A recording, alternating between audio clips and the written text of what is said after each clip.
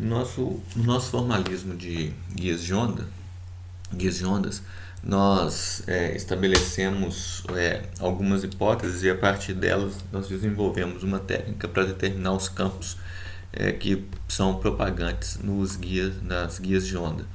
Então nós fizemos coincidir o eixo Z com o eixo do guia de onda. Nós assumimos que o guia de onda era formado por condutores perfeitos.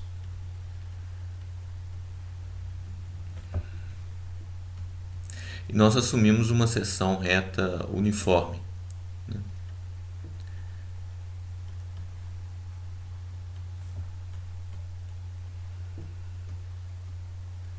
A partir daí, dessas três hipóteses nós usamos as equações de Maxwell para impor as condições de contorno, e com essas condições de contorno e as equações nós fomos capazes de descrever os campos transversais, os componentes transversais, que eu estou chamando de EX, EY, BX e BY, em termos das componentes ao longo do eixo, que são as componentes EZ e BZ.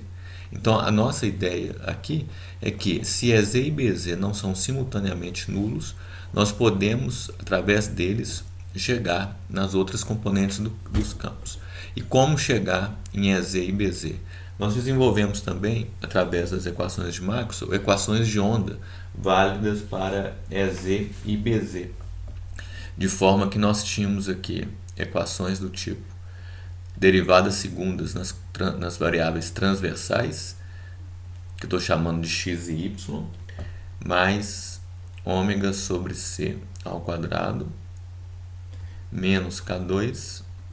Esse K2 vindo da derivada segunda na componente z, que a gente podia fazer, uma vez que era um e elevado a ikz. Isso aqui atuando em EZ ou BZ é igual a zero. Então isso é uma equação de onda para EZ e uma equação de onda para BZ. Resolvendo as equações de onda com condições de contorno, a gente tinha esse lado de cá. E com isso a gente tinha as componentes transversais, então a gente tinha tudo que precisava saber. O interessante é que já na solução da equação de onda nós temos muita informação sobre a física do problema, em particular sobre o que acontece, quais frequências podem existir ali dentro. Se existe uma frequência de corte, por exemplo, abaixo da qual não vai haver modos propagantes no guia de onda. Como isso sai daqui? Isso sai através das condições de contorno que tem que ser impostas na solução da equação de onda. Aí nós vimos que a gente conseguia resolver o problema todo com dois conjuntos de soluções. Um conjunto eu chamei de modo transverso elétrico. O que a gente fazia aqui? Nós tínhamos de ter, em geral, o EZ na superfície igual a zero. Essa é uma condição de contorno que tinha de existir. Então, no modo TE, a gente faz o EZ ser igual a zero sempre. Sendo zero sempre, ele satisfaz de forma trivial a equação de onda para ele. E satisfaz também de forma trivial a condição de contorno. Então, é de fato uma solução. E aí a gente resolve a equação para BZ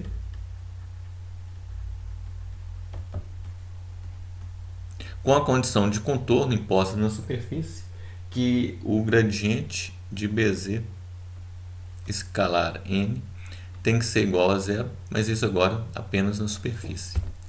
Para os modos TM, então essa é uma condição de contorno que tem que existir sempre. Essa também tem que existir sempre. No modo TE a gente impõe isso aqui em todo o espaço, né, de forma que ele satisfaz de forma trivial esta condição de contorno. E a condição sobre o BZ é imposta na solução da equação de onda para BZ. Os modos TM constituem um outro grupo de soluções. Neles, a gente coloca o BZ igual a zero sempre. Então, se é zero sempre, em particular, vai satisfazer essa condição de contorno que tem que ser satisfeita. E vai satisfazer de forma trivial a equação de onda para BZ. E o EZ vai ser calculado via equação de onda com uma condição de contorno, que é a que tem que ser imposta naturalmente, que vem do fato de ser um condutor perfeito, que o EZ tem que ser zero na superfície. Aí a gente põe essa condição de contorno. Então esse é o jeito de resolver o problema.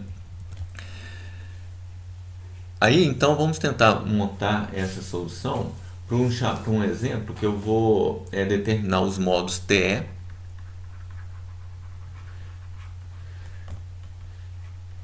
um guia de onda retangular. Então vou colocar aqui uma disposição de um eixo, né, que eu vou chamar esse eixo aqui de Z, esse eixo aqui de X, esse aqui de Y. Vou colocar o guia de onda aqui com um comprimento A, né, em X e B em Y. E aí ele vai ser retangular e vai ter o eixo conforme a nossa hipótese ao longo do eixo Z, dessa forma aqui. Tá? Então é o modo TE. Logo, a gente já pode escrever quem que é o EZ. EZ é igual a zero sempre. Não há nada a fazer para calcular o EZ. E o BZ, por sua vez, vai satisfazer uma equação de onda, que é derivadas segundas nas componentes transversais, o termo ômega 2 sobre C2, o menos K2, BZ igual a zero. É isso que eu tenho que resolver. Com uma condição de contorno, vou colocar aqui, depois eu vou especificar, que é aquela que vai dizer que o gradiente de BZ escalar n tem que ser igual a zero, na superfície apenas. Então, para resolver isso, a gente usa a técnica de separação de variáveis. E através dela, né, colocando então BZ como uma função x, que só depende de x, uma função y, que só depende de y. A parte em z a gente conhece, é um e elevado a ikz, já não entra aqui. Essa equação se torna uma equação que a gente pode tratar em x e y igualando a constantes, né? A parte que só depende de x, da parte que só depende de y. Então a gente obtém algo desse tipo aqui. E os termos que são de ômega sobre c ao quadrado menos K2 é igual a zero. Então aqui eu já dividi pelo produto xy e eu tenho isso aí. Tá, então essa parte eu vou chamar de menos kx2. É uma constante. Essa parte eu vou chamar de menos ky2. É uma constante. E para satisfazer a equação, naturalmente, eu tenho que impor que menos kx2 menos ky2 mais ômega sobre c ao quadrado menos K2 é igual a zero. É isso que a gente tem que fazer. Bom, essas soluções são muito fáceis, né? Porque são equações tipo oscilador harmônico, né? Então eu vou ter uma solução para x, que vai ser um A seno de kxx mais um B cosseno de kxx. E as condições de contorno, agora, isso é a parte fundamental do nosso problema, né? Eu tenho que impor, então, que o dx, então quer dizer, a derivada em x, avaliada em x igual a, que é a superfície, né? Tem que ser igual a zero, que também deve ser igual à derivada da função x em relação a x, só que dessa vez avaliada em x igual a zero. São os limites do meu guia de onda em x. E de onde vem isso? Né? Vem dessa condição de contorno, que o gradiente de BZ escalar n é igual a zero. Uma dessas normais, né, vai ser exatamente a normal que está ao longo do eixo x. Então aqui eu vou ter a projeção do gradiente de BZ ao longo do eixo x. Por isso, d dx, a função em x. E na superfície, está representado por avaliar essas derivadas em x igual a zero e x igual a a. Tá? Então, com isso, né, já posso escrever direto que o a tem que ser igual a zero, porque a derivada aqui é um cosseno, cosseno em zero não vai ser zero. Então, eu tenho que fazer o a ser zero. E o dx, o kx, né, vai ter que ser colocado como um mπ sobre a, com m igual a 0, 1, 2, etc. Né? Isso porque quando eu derivar esse termo aqui, eu vou ter um seno. Né? E um seno avaliado em 0, né? Ou avaliado em... O seno avaliado em 0 é 0, já satisfaz. O seno avaliado em A só vai ser 0 quando eu tiver um kxa igual a um inteiro vezes π. Daí essa relação que define o kx. Tá? Aí a parte em y é exatamente análoga.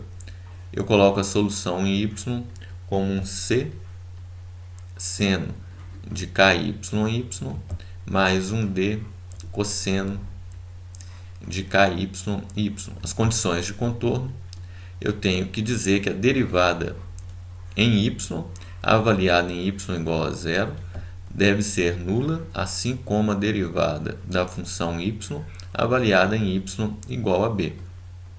Então, de forma semelhante ao que nós fizemos anteriormente, eu vou ter que ter o c igual a zero, porque na derivada isso vira cosseno e só vai ser zero em y igual a zero quando eu quiser a constante c igual a zero.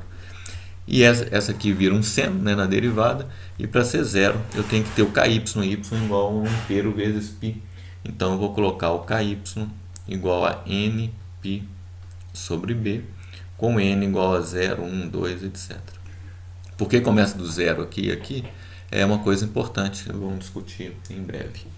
A solução final é então achar o bz, que depende de x e y, como sendo uma constante, que eu vou chamar de b0, e o produto das duas funções. Em x é um cosseno de mπx sobre a, em y é um seno de nπy sobre b. Ambos m e n variando de 0 a 1. Olha por que pode começar do zero, o inteiro. Porque, desculpa, que é um cosseno. Porque tanto o seno como o cosseno, eles não vão se anular, né, quando o argumento forem nulos. Então, eu não vou gerar uma solução completamente trivial de ter tanto o campo EZ e o BZ igual a zero, que eu tenho que evitar desde o início. Esse formalismo, do jeito que nós fizemos, é próprio para achar a solução do problema, dado EZ e BZ não simultaneamente nulos.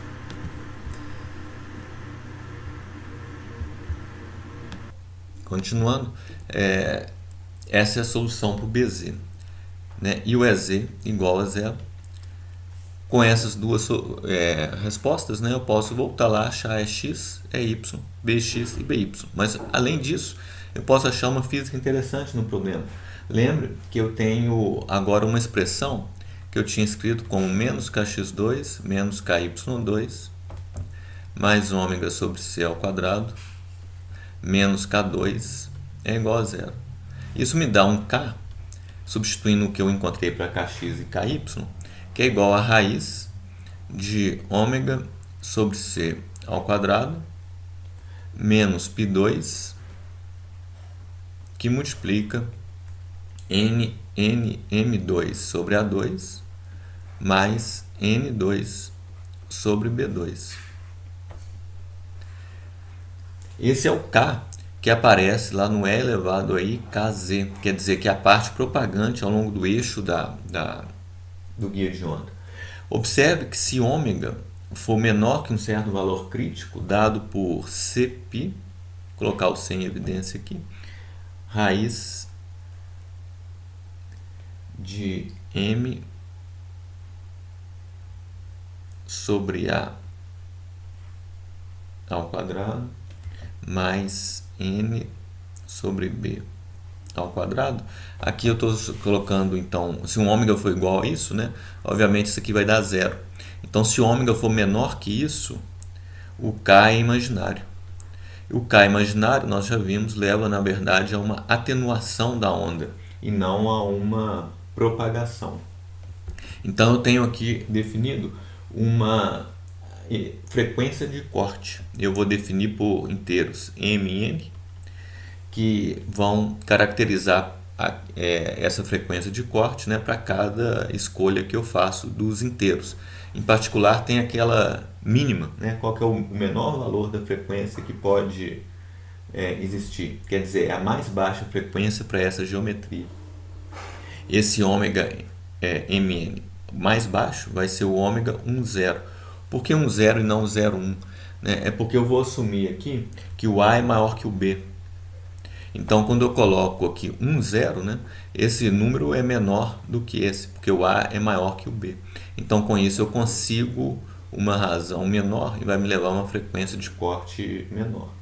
Tá? Então eu escrevo que para esse ômega 1 zero que vale Cπ sobre A, eu tenho a mais baixa frequência possível para essa geometria.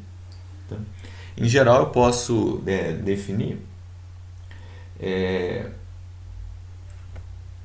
uma frequência de um K, né?